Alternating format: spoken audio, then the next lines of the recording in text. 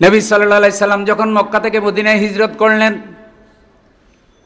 নবীজি দেখলেন তারা নওরোজ অনুষ্ঠান করে, বর্ষপূর্তি, বর্ষ পালন, এইসব অনুষ্ঠান করে। তাদের দেশীয় কিছু মুশরিকি কালচার আছে, এই অনুষ্ঠানও তারা করে। কোন কোন সাহাবী নবীজির কাছে অনুমতি চাইলেন, হুজুর আপনি যদি অনুমতি দেন আমরা তাদের কৃষ্টি কালচারে একটু অংশগ্রহণ করি, তাদের অনুষ্ঠানে একটু যাই। অনুমতি চাইলেন মহানবীর কাছে কোন কোন সাহাবী যে আমরা তাদের এই আনন্দ অনুষ্ঠানে যেতে পারি কিনা। নবীজি বললেন, না না, কোন মুসলমান মুশরিকি অনুষ্ঠানে যেতে পারে না। তাদের জন্য তাদের আনন্দ, আল্লাহ তোমাদেরকে আনন্দ করার জন্য বছরে 2টা ঈদের দিন দান করেছে। কিছু মনে করিয়েন না চাইয়েন, তাহলে ধর্ম যার যার, উৎসব সবার, এই কথা ঠিক না, জায়েজ, বৈধ নয়। এটা যদি আমরা না বলি তাহলে আমাদেরকেও আল্লাহ দেখব। কিন্তু আচ্ছা আমারে বলেন, একটা গরু যদি ভগবানের নামে জবাই হয় আপনি খেতে পারবেন? গরু তো হালাল প্রাণী, ভগবানের নামে জবাই হওয়ার কারণে কি হয়ে গেল? হারাম হয়ে গেল। তাহলে পার্থক্যটা কি বোঝা গেল? পার্থক্যটা বোঝা গেল? একজন লোক বিধর্মী, সে মারা গেল তার ধর্মের বিশ্বাসের উপরে, তার কি জানাজা হবে? তারে কি মুসলমানের কবরস্থানে মুসলমানের নিয়মে দাফন করা হবে? তাহলে পার্থক্যটা ক্লিয়ার। তাহলে ধর্ম যার যার, সংস্কৃতি কালচার উৎসবও তার তার, লাকুম দীনুকুম। তাহলে আর জলে যেমন মিশে না, আলো আর আধার যেমন মিশে না, ঠিক সব ধর্মের কৃষ্টি কালচার এক হতে, আর ধর্মীয় কৃষ্টি কালচার বাদ দিয়ে আলাদা কোনো অনুষ্ঠানের অস্তিত্বই হতে পারে না, হারাম। রাগ হয়েছে নি কোনো কথা? প্রিয় ভাইয়েরা আমার, মহানবী অনুমতি দেন নাই, যেতে পারবে না। তো মহানবী যেটার অনুমতি দেন নাই, আমাদেরকে সেটা বৈধ করার অধিকার কে দিল? ওই যে নবীজি বলেছেন বিজাতীয়দের কালচার অনুসরণ করবে, বিগত মেফে হাত মেফে।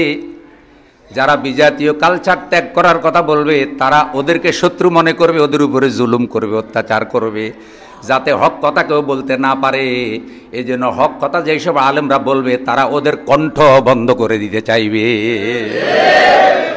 ওরা জানে যে এই যদি হক কথা কয় তাহলে আমরা যে বাতিল পাপ করতেছি, আকাম করতেছি, ধরা তো খেয়ে যাব। এই জন্য আমাদের বলার দায়িত্ব। আমরা কোনো দারোগাও না, পুলিশও না, উকিলও না, বলাটা দায়িত্ব। যিনি বলেন তাকে খতিব বলে। তাকে কি বলে? খতিব মানে বক্তা। উনি শুধু বলবেন। এখন কোনো লোক যদি বলতেও না দেয় তাহলে আপনি তাকে কি আবু বকরের বন্ধু বলবেন না ফেরাউনের বন্ধু বলবেন? মিলে যাবে।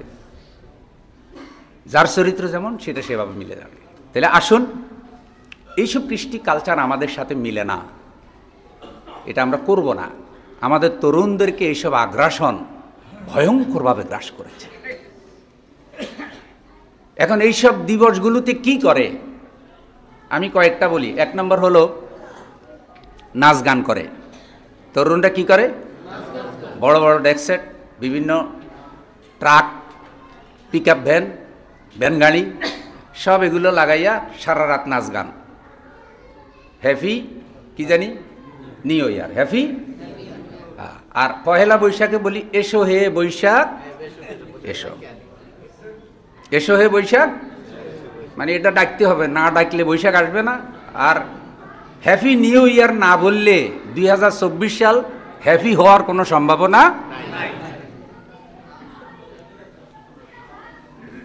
এইটা পাওয়া গেল। এটা করে।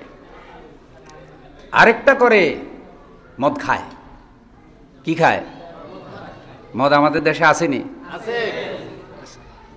সব মদ কি ইন্দুরেনি খায়? মদ খায়। মদ খাওয়াটাকে সংস্কৃতি মনে করে, ভদ্রতা মনে করে, আধুনিকতা মনে করে। মদ খায় না আবার আধুনিক হইল কবে? ওই যে কি একটা আছে না গালিবাজ অনলাইনে, মদ খাও মানুষ হও। মদ খাও মানে ও চিন্তা হইলো মদ না খাইলে তুমি আবার মানুষ হইবে কিভাবে? এই তরুণদেরকে, যুবকদেরকে, পুলিশের হিসাব হইলেও 100 জন নেশাখোরের মধ্যে 69% হইল তরুণ তরুণী। তাহলে দেখা যায় 31% বয়স্ক, মোটামুটি বুড়ারাও ওইটার সাথে কি আছে পুলিশের হিসাব। 100 জন তরুণ তরুণীর মধ্যে হিসাব করে দেখা গেছে 11%-এর বেশি মেয়ে। তাইলে আমাদের মা বোনরাও মোটামুটি মদ খাওয়ার মধ্যে ফিসিয়ে, ভবিষ্যৎ মা বোনদের আরও ভালো। সামনে পুরুষদের অন্ধকার, নেতৃত্ব কর্তৃত্ব মা বোনদের হাতেই কি যাবে, আরও যাবে। যা গেছে এতে সন্তুষ্ট না, আরও যেতে হবে, গেলেই আমরা আধুনিক হব। যারা এইসবের ব্যাপারে কথা বলবে তারা আধুনিক না, তারা নারী বিরোধী। আর আপনারা তরকারি কাটা শিখেন, মরিচ কাটা শিখেন, বাচ্চা প্রতিপালন করা শিখেন, আপনারা ঘরে ঘরের কাজ করবেন, মা বোনেরা সব এগুলি করবে। কালচার কিন্তু এটাই হচ্ছে, এবং এটা বৈধ, এবং এটা আইন হচ্ছে। সব যখন করবে তাহলে মদ খাওয়ার মধ্যে বোনেরা পিছিয়ে থাকবে কেন? এবং পুলিশ দেখেছে পুরুষ মস্তান যেমন আছে, লেডি মস্তানও আছে, এবং কখনো কখনো পুরুষের থেকে লেডি মস্তান আরো। সুতরাং এই সব দিবসগুলোতে, এই হ্যাপি নিউ ইয়ারের দিবসগুলোতে পুরুষ যেমন বাহিরে আছে, মহিলারাও কি আছে, এবং আশঙ্কাজনক হারে হোটেল বার বেড়ে গিয়েছে। আচ্ছা, তারপরে কি করে তারা? পাপ করে, পাপ, ব্যভিচার করে। এই রাতে যারা বয়ফ্রেন্ড গার্লফ্রেন্ড তারা ব্যভিচারে লিপ্ত হয়। আচ্ছা, এটা কেন করে? বন্ধু বান্ধবদের পাল্লায় পড়ে করে। আর কেন করে? এটা করতে হবে, এটা না করলে আমি খাঁটি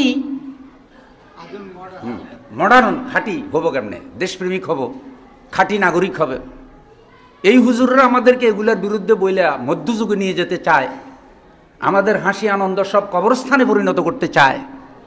এই হুজুরগুলোরে জঙ্গলে ফাটাইয়া দাও। আর আমরা যারা আছি, আমরা এগুলো করার মাধ্যমে আরো বেশি আধুনিক হব।